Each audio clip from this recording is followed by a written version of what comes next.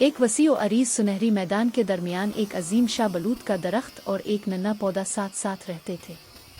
अजीम शाहबलूत बरसों पुराना था, इसका तना मजबूत और शाखें फैली हुई थीं, जबकि नन्हा पौधा अभी बहुत छोटा और नाजुक था।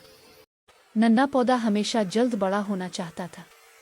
वो कहता, काश मैं जल्दी से बड़ा हो जाऊं ताकि उन पहाड़ों के पार देख सकूं। अजीम शाहबलूत अपनी शाखें हिलाता और शफकत से कहता, सब्र करो नन्हे मियाँ, गहरी जुड़े ही बहादुर शाखों को जन्म देती है।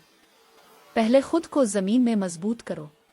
नन्हे पौधे ने देखा कि पुराना दरख्त अपनी हर चीज दूसरों पर निछावर कर रहा है।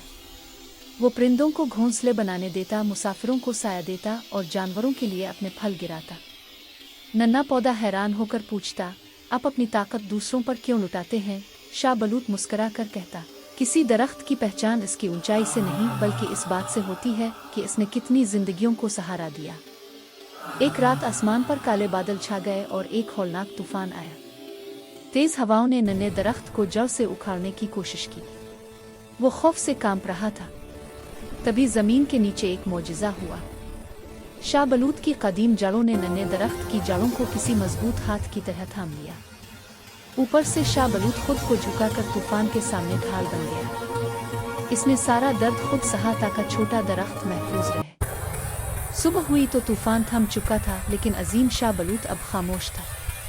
इसका पुराना तना टूटकर जमीन पर गिर चुका था।